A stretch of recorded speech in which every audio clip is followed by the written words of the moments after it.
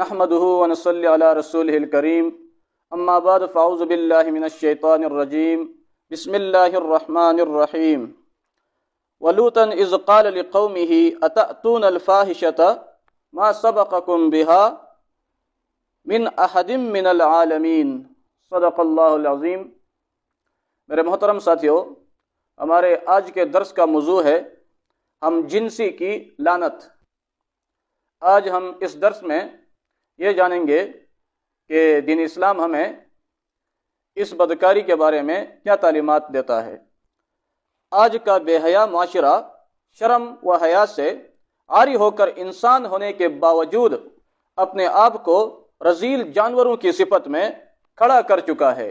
ہم جنسی یعنی مردوں کا مردوں سے اور عورتوں کا عورتوں سے خواہشات پوری کرنے کا یہ عمل، یہ وہ بدترین عمل ہے جس کا ارتکاب سب سے پہلے قوم لوط نے کیا تھا، جس کی وجہ سے دنیا میں ہی اللہ تعالیٰ نے ان کو ایسا بھیانک عذاب دیا کہ جس کی پوری تاریخ میں نظیر نہیں ملتی۔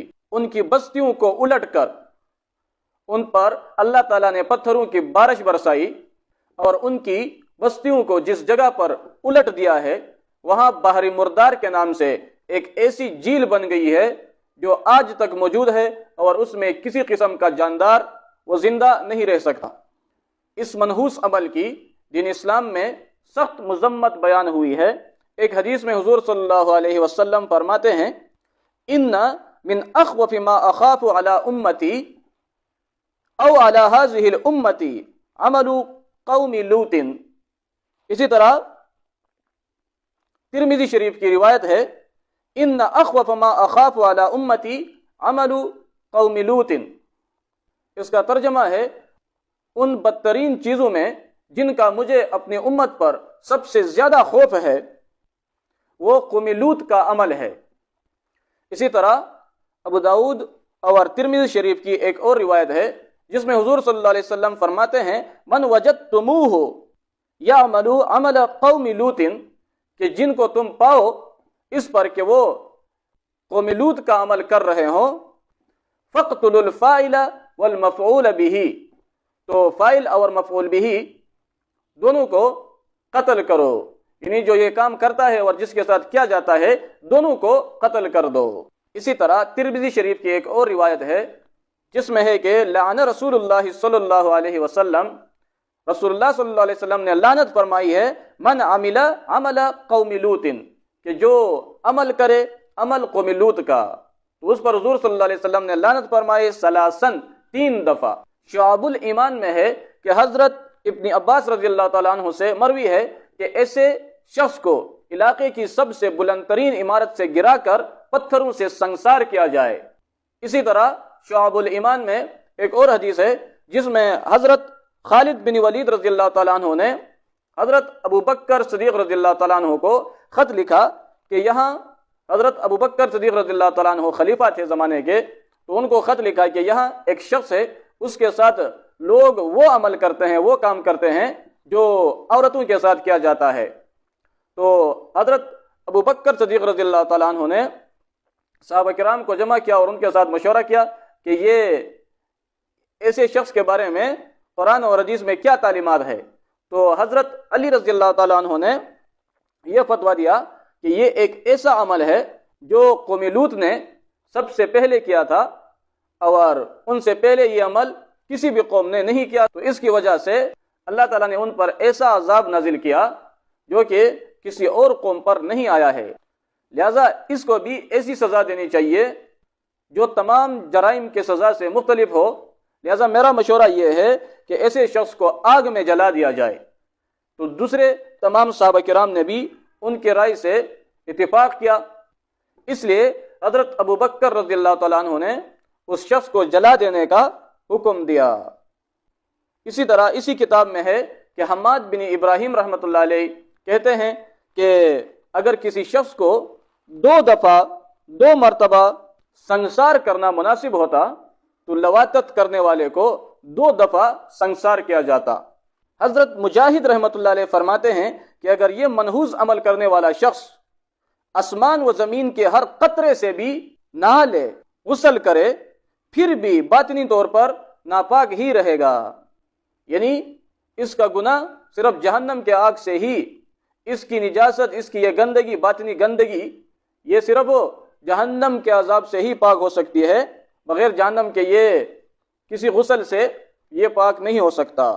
तो इन तमाम अहादीस को देखकर आप लोगों ने खुद अंदाज़ा लगाया होगा कि ये कितना बड़ा जुर्म और कितना बड़ा गुनाह है। तो इंसान ये गुनाह कब करता है, इंसान का दिल ऐसे गुनाह की तरफ कब और क्यों माइल होता है?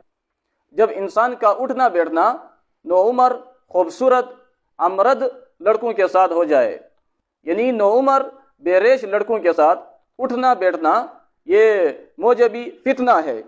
अब्दुल्ला बिन उमर रज़ियल्लाहु तआला अन्हु फरमाते हैं, ला तुजालिसुल कुबान ऐ अल विल्दानुल हिसान, यानी खूबसूरत लड़कों के साथ मत बैठो, उठना बैठना उनके साथ इख्तियार मत करो। क्यों? फ़इन्नहुम फितनतुन, इसलिए कि ये फितना का बाइस बनते हैं।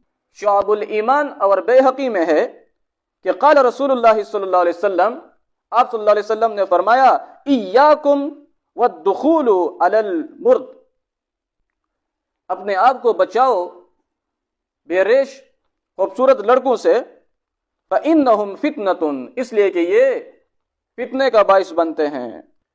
इब्न जोज़ी की किताब ज़म्मुल हवा में है कि क़ाल रसूलुल्लाह सल्लल्लाहु अलैहि वसल्लम, कि आप सल्लल्लाहु अलैहि वसल्लम ने फरमाया है, लअनल्लाहु नाज़िरा वल मंजूर इलैहि मिनल मर्दान, कि अल्लाह ताला ने लानत फरमाई है देखने वाले पर भी और जिसको देखा जाता है दोनों पर, लड़कों में से, यानी नौजवान बेरेश अमर्द लड़का, उसकी तरफ देखना ये बहुत सख्त गुनाह है। उसकी तरफ देखने वाला, उस पर भी हदीस का मफ़हूम है कि अल्लाह ताला ने लानत फरमाई है, और जिस लड़के को देखा जाता है उस पर भी लानत फरमाई है। तो लड़के का क्या कसूर है? तो उसका कसूर ये है, उसका भी कसूर है और उसके वालिदैन का भी कसूर है कि अपने बच्चों की तरबियत करनी चाहिए, उनका ख्याल रखना चाहिए कि वो क्या करते हैं, क्या नहीं करते, कहाँ जाते हैं, और ख़ासकर वो अपने तन्हाई का वक़्त कहाँ गुजारते हैं। तो जब लोग अपने बच्चों की अच्छी परवरिश करेंगे, उनका उठना बैठना अच्छा हो, तो फिर दूसरे ये बीमार लोग भी उनके तरफ गलत निगाह से नहीं देखेंगे। लिहाजा हम जिनसी से बचने के लिए वो तमाम दरवाजे बंद करना ज़रूरी है जो इस मनहूस अमल तक इंसान को पहुंचाते हैं। नौउमर अमर्द लड़कों के इख्तिलात से बचने की हर मुमकिन कोशिश की जाए। बाज़ ताबईन का कौल है कि दीनदार इबादत गुजार नौजवान के लिए फाड़ खाने वाले जानवर से भी ज़्यादा नुकसानदेह, खतरनाक वो अमर्द बेरेश लड़का है जो उसके साथ उठता बैठता है। अब्दुल्ला बिन मुबारक रहमतुल्लाह अलैह फरमाते हैं कि एक मरतबा हज़रत सुफियान सौरी रहमतुल्लाह अलैह वो हमाम में दाखिल हुए तो एक खूबसूरत लड़का भी आ गया। तो आपने फरमाया कि इसे निकालो, क्योंकि औरतों के साथ एक शैतान होता है और लड़कों के साथ 10 शैतान होते हैं। इसीलिए नबी करीम सल्लल्लाहु अलैहि वसल्लम का हुक्म है कि जब बच्चे वो समझदार हो जाएं तो उन सब के बिस्तर अलहदा कर दीजिए ताकि इब्तिदा ही से वो बुरी आदतों से दूर हो जाएं।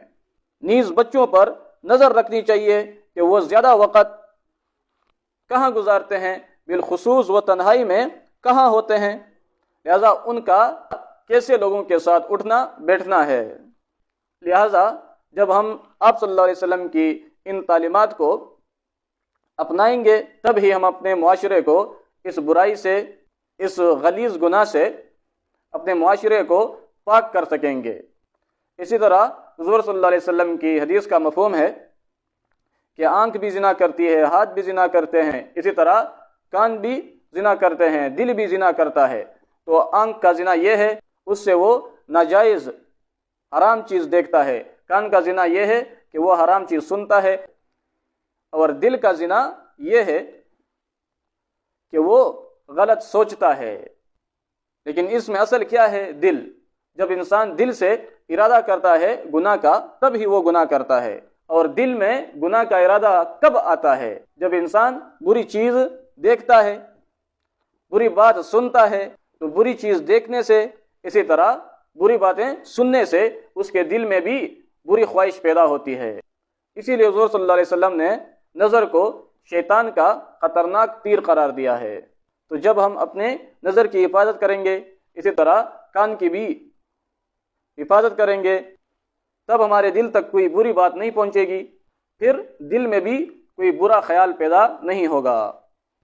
آخر میں اللہ تعالیٰ سے دعا ہے کہ اللہ تعالیٰ ہمیں تمام گناہوں سے محفوظ رکھے، آمین۔